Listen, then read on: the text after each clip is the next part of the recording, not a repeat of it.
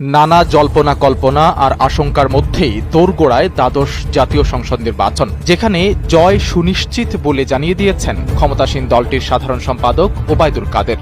নির্বাচনী কেন্দ্রের নিরাপত্তায় প্রতিটি কেন্দ্রে 12 জন করে সাধারণ আনসার এবং গ্রাম প্রতিরক্ষা বাহিনীর সদস্য সার্বক্ষণিক দায়িত্ব পালন করবেন। তো এখানে মোটামুটি সব দেশের কূটনীতিকরা উপস্থিত ছিলেন, কিন্তু ছিলেন না দুইজন। কে? একজন ছিলেন না পিটার হাস। অনেকে অবাক হননি যেহেতু আমেরিকা এই নির্বাচনটা পছন্দ করতেছে না, বা পিটার হাস চাপ দিয়েছেন সংলাপের জন্য, ব্রিফিং এ যাননি কারণ তিনি জানেন যে হাসিনা এবার ক্ষমতায় আসবে, কাজে এই ব্রিফিং এ যাওয়া না যাওয়া। আসসালামু আলাইকুম, আমি আপনাদের কাছে দেখাবো 7 তারিখের নির্বাচনে জয় সুনিশ্চিত বলে জানালেন আওয়ামী লীগের সাধারণ সম্পাদক ওবায়দুল কাদের স্যার। আর এইদিকে নির্বাচন নিয়ে গুরুত্বপূর্ণ তথ্য দিলেন বিজেপি, যা জানলে আপনারা অবাক হয়ে যাবেন। তো আজকের ভিডিওগুলো অত্যন্ত গুরুত্বপূর্ণ, আমি আশা করবো যে আপনারা এই সম্পূর্ণ ভিডিওটি দেখবেন, আর এই সম্পূর্ণ ভিডিওটি দেখলেই বিস্তারিত জানতে পারবেন। আর এই ভিডিওগুলো দেখানোর আগে আপনাদের কাছে আমার ছোট্ট একটু রিকোয়েস্ট, আপনারা যদি আমার চ্যানেলে নতুন হয়ে থাকেন তাহলে নিত্য আপডেট নিউজ সবার আগে পেতে আমার এই চ্যানেলটি সাবস্ক্রাইব করে আমার সাথেই থাকুন। আর এখন চলুন কথা না বাড়িয়ে আমরা এক এক করে ভিডিওগুলো দেখে আসি। নানা জল্পনা কল্পনা আর আশঙ্কার মধ্যেই দোরগোড়ায় দ্বাদশ জাতীয় সংসদ নির্বাচন, যেখানে জয় সুনিশ্চিত বলে জানিয়ে দিয়েছেন ক্ষমতাসীন দলটির সাধারণ সম্পাদক ওবায়দুল কাদের। শুক্রবার দুপুরে দলটির তেজগাঁও কার্যালয়ে আয়োজিত সংবাদ সম্মেলনে একথা জানান তিনি। আওয়ামী লীগ কি চতুর্থবারের মতো ক্ষমতা গ্রহণ করতে যাচ্ছে? কত আসন পাবে দলটি? বিরোধী দলই বা কারা হবে? সংবাদ সম্মেলনে এমন নানা প্রশ্নের মুখোমুখি হন ওবায়দুল কাদের। জবাবে তিনি জানান, নির্বাচনে আওয়ামী লীগের বিজয় সুনিশ্চিত, বিরোধী দল কে হবে তা বলে দেবে নির্বাচনের ফলাফল। আমরা ইনশাল্লাহ নির্বাচনে বিজয়ী হব।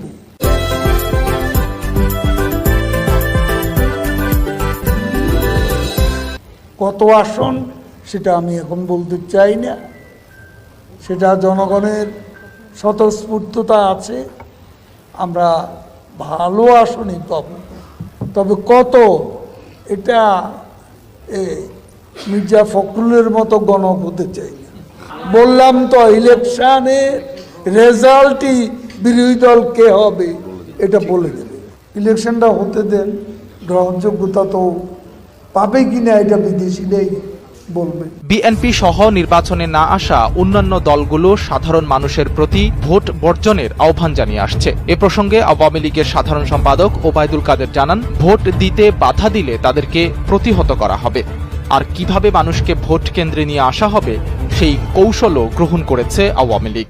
আমাদের কর্মীরা, এবং সবসময় দেখা যায় গণতন্ত্রে কোনো নির্বাচন হলে ভোটারদের সাথে যোগাযোগ করা, ভোটারদের কেন্দ্রে আনা, এটা আমাদের টিম আছে, কর্মীদের টিম আছে, নেতা কর্মীদের। সেই টিমগুলোই সে কাজ করবে স্বতঃস্ফূর্তভাবে। অনেক ভোটার, বেশিরভাগ ভোটার স্বতঃস্ফূর্তভাবে আসবেন। যারা একটু হয়তো দেরি করছেন, বিলম্ব করছেন, তাদেরকে একটু তাড়াতাড়ি আসার জন্য হয়তো অনুরোধ করতে পারেন, সেটা আমাদের টিমগুলো আছে, তারা করবেন। বিএনপির চলমান আন্দোলনের সমালোচনা করে ওবায়দুল কাদের বলেন, হরতাল হলো একটা মরিচা ধরা হাতিয়ার। এই অস্ত্র বিএনপি আগেও ব্যবহার করেছে, তাতে লাভ হয়নি, এবারও কোনো লাভ হবে না। বিএনপি প্রকাশ্যে নির্বাচনে বাধা দিচ্ছে, হরতাল দিচ্ছে, তাই তাদের বিরুদ্ধে ভিসা নীতি আরোপ করা উচিত যুক্তরাষ্ট্রের। দর্শক, দ্বাদশ জাতীয় সংসদ নির্বাচনে যেটা ওই 7 জানুয়ারি হবে, এইটার যে আপনার কি ব্যবস্থা নিয়েছে বা কিরকম এগুলো ব্রিফিং করার জন্য নির্বাচন কমিশন একটা ব্রিফিং এর আয়োজন করেছিল কূটনীতিকদের জন্য। তো এইখানে মোটামুটি সব দেশের কূটনীতিকরা উপস্থিত ছিলেন, কিন্তু ছিলেন না দুইজন। কে? একজন ছিলেন না পিটার হাস। অনেকে অবাক হননি যেহেতু আমেরিকা এই নির্বাচনটা পছন্দ করতেছে না, বা পিটার হাস চাপ দিয়েছেন সংলাপের জন্য, ব্রিফিং এ যাননি কারণ তিনি জানেন যে হাসিনা এবার ক্ষমতায় আসবে, কাজে এই ব্রিফিং এ যাওয়া না যাওয়া সমান। কিন্তু প্রণয় ভার্মা, যিনি ভারতীয় হাই কমিশনার, তিনিও কিন্তু এই ব্রিফিং এ যাননি। তবে তারা দুইজনই তাদের অধ্যস্তন প্রতিনিধিদেরকে পাঠিয়েছেন। এখন অনেকেই মনে করতে পারেন যে হয়তো শরীর খারাপ ছিল। এখন প্রশ্ন হচ্ছে যে এই দুই রাষ্ট্রদূত পিটার হাস এবং প্রণয় ভার্মা, মানে আমেরিকার এবং ভারতের রাষ্ট্রদূত, যেই আমেরিকার এবং ভারতের বাংলাদেশের উপর বিশাল ইনফ্লুয়েন্স, তারা দুইজন একসঙ্গে যাননি। তার মানে কি তাদের দুইজনের একসঙ্গে শরীর খারাপ হলো, নাকি তারা দুইজন একসঙ্গে পরামর্শ করেই এই নির্বাচন কমিশনের ব্রিফিং এ যাননি? এটা একটা প্রশ্ন এবং এই প্রশ্নের উত্তর আমরা খোঁজার চেষ্টা করব। আমি একটু প্রথম আলোর খবরটা পড়ে নেই। ঢাকায় থাকা বিদেশি মিশনের কূটনীতিক এবং আন্তর্জাতিক সংস্থার প্রতিনিধিদের দ্বাদশ জাতীয় সংসদ নির্বাচনের শেষ পরিস্থিতি জানাতে আজ বৃহস্পতিবার বিকালে রাজধানীর সোনারগাঁও হোটেলে ব্রিফিং এর আয়োজন করেছিল নির্বাচন কমিশন। সেখানে রাশিয়া, চীন, জাপান, যুক্তরাজ্য, জার্মানি সহ অনেক দেশের রাষ্ট্রদূতরা উপস্থিত থাকলেও মার্কিন রাষ্ট্রদূত পিটার হাস ও ভারতীয় হাইকমিশনার প্রণয় কুমার ভার্মা ছিলেন না। তবে তাদের প্রতিনিধিত্ব করেছেন তাদের সহকর্মীরা।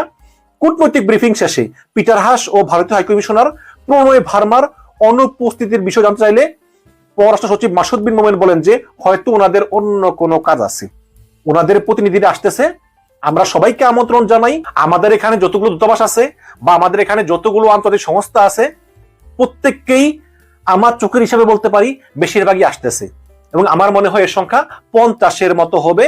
এবং প্রধান নির্বাচন কমিশনার কাজী হাবিবুল আউয়ালের ব্রিফিং এ কূটনীতিকরা আশ্বস্ত হয়েছেন কিনা জানতে চাইলে ঢাকায় নিযুক্ত জার্মানি রাষ্ট্রদূত আখিম ট্রোস্টার বলেন যে আমরা নির্বাচন কমিশনের সঙ্গে গত বছর থেকে যুক্ত আছি। আজ যেসব আলোচনা হয়েছে তাতে নতুন কিছুই নাই। আসলেই সত্য, তারা শুধু আমাদের হালনাগাদ পরিস্থিতি অবহিত করেছে।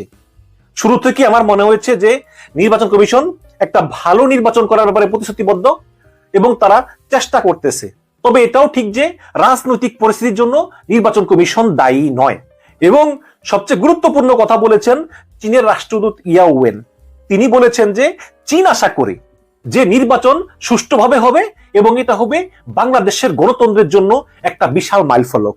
এই 7ই জানুয়ারি নির্বাচন নাকি হবে বাংলাদেশের গণতন্ত্রের জন্য একটা বিশাল মাইলফলক, যেটা চীনের রাষ্ট্রদূত ইয়াও ওয়েন মনে করেন। কাহিনী দেখেন, চীনের রাষ্ট্রদূত যে ভাষায় কথা বলেছেন অন্য কোন কূটনীতিক কিন্তু সেই ভাষায় কথা বলেন। নির্বাচনী কেন্দ্রের নিরাপত্তায় প্রতিটি কেন্দ্রে 12 জন করে সাধারণ আনসার এবং গ্রাম প্রতিরক্ষা বাহিনীর সদস্য সার্বক্ষণিক দায়িত্ব পালন করবেন। জাতীয় সংসদ নির্বাচন অবাধ, সুষ্ঠু, নিরপেক্ষ এবং শান্তিপূর্ণ করার জন্য নির্বাচন কমিশনের নির্দেশনা অনুযায়ী আইনশৃঙ্খলা রক্ষা, ভোটকেন্দ্র ও ব্যালট বাক্সের নিরাপত্তা নিশ্চিত করা এবং ভোটদানে শৃঙ্খলা বজায় রাখতে সারা দেশে সর্বমোট 5,17,143 জন আনসার বিডিপি সদস্য মোতায়েন করা হয়েছে। তাদের মধ্যে 42,149টি ভোট কেন্দ্রের জন্য 5,05,788 জন সাধারণ আনসার ও গ্রাম প্রতিরক্ষা বাহিনীর সদস্য মোতায়েন রয়েছে।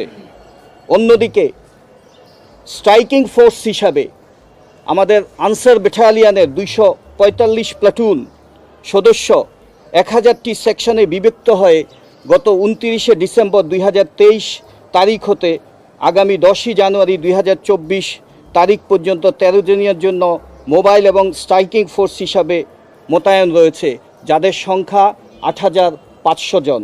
এছাড়া নির্বাচনকে কেন্দ্র করে আমাদের বাহিনীর 2,855 জন বিভিন্ন পদবীর কর্মকর্তা কর্মচারী নিয়োজিত রয়েছে।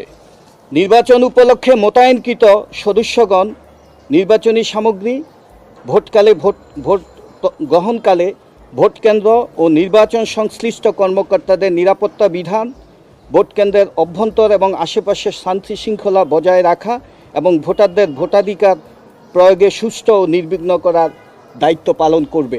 নির্বাচনী কেন্দ্রের নিরাপত্তায় প্রতিটি কেন্দ্রে 12 জন করে সাধারণ আনসার এবং গ্রাম প্রতিরক্ষা বাহিনীর সদস্য সার্বক্ষণিক দায়িত্ব পালন করবেন। তাদের মধ্যে একজন প্লাটুন কমান্ডার, একজন সহকারী প্লাটুন কমান্ডার নেতৃত্বে 6 জন পুরুষ এবং 4 জন মহিলা বিটিবি সদস্য নিয়োজিত থাকবেন।